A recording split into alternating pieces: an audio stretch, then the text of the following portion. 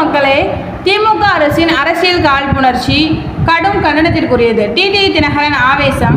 தமிழ்நாடு பள்ளி கல்வித்துறை சார்பாக நடப்பு கல்வியாண்டில் 2024-2025 56 அரசு மற்றும் அரசு உதவி பெறும் பள்ளிகளில் 11ஆம் வகுப்பு பயிலும் 4533 மாணவர்களுக்கும் 5263 மாணவிகளுக்கும் என மொத்தம் 9796 மாணவ மாணவிகளுக்கு விலையில்லா மிதிவண்டிகள் வழங்கப்பட்டு வருகின்றன. தொகுதி வாரியாக ஒவ்வொரு நாளும் வழங்கப்பட்டு வருகின்றன. விலையில்லா மிதிவண்டி திட்டம் முதலில் மாணவிகள் தங்களது கல்வியை தொடர ஊக்குவிக்கும் வகையில் தொடங்கப்பட்டது.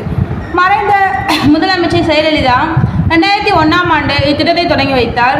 இந்த திட்டம் முன்பு உயர்நிலை கல்வி படிக்கும் SC/ST பிரிவை சேர்ந்த மாணவ மாணவிகளுக்கு மட்டுமே இருந்தது. பின்னாளில் இத்திட்டத்தின் வெற்றியை தொடர்ந்து தற்போது தமிழ்நாட்டில் உள்ள அனைத்து அரசு பள்ளிகளிலும் 11ஆம் வகுப்பு படிக்கும் மாணவ மாணவிகளுக்கு எவ்வித வேறுபாடுமின்றி வழங்கப்பட்டு வருகிறது.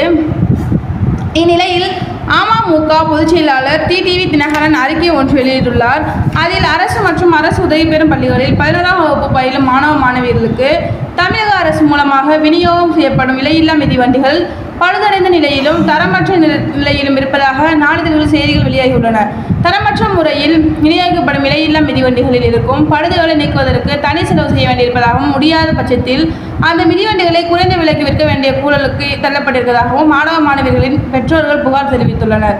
தாலிக்கு தங்கம் வழங்கும் திட்டம், தொட்டில் குழந்தை திட்டம், விலையில்லா மடிக்கணினி வழங்கும் திட்டம், விலையில்லா ஆடு மாடு வழங்கும் திட்டம் என தொலைநோக்கு சிந்தனையுடன் மறைந்த முதலமைச்சர் ஜெயலலிதாவால் கொண்டுவரப்பட்ட பல்வேறு மக்கள் நலத்திட்டங்களை ஒன்றன் பின் ஒன்றாக முடக்கி வரும் திமுக அரசின் அரசியல் காழ்ப்புணர்ச்சி கடும் கண்டனத்திற்குரியது. அரசு மற்றும் அரசு உதவி பெறும் பள்ளிகளில் பயிலும் மாணவ மாணவியர்களின் மேல்நிலை கல்வியை ஊக்குவிக்கும் நோக்கில் ஜெயலலிதாவால் அறிமுகப்படுத்தப்பட்ட விலையில்லா மிதிவண்டிகள் வழங்கும் திட்டத்தை முடக்குவதையே குறிக்கோளாய் கொண்டிருக்கும் திமுக அரசால் லட்சக்கணக்கான பள்ளி மாணவ மாணவியர்கள் பாதிப்புக்குள்ளாகும் நிலை உருவாகியுள்ளது.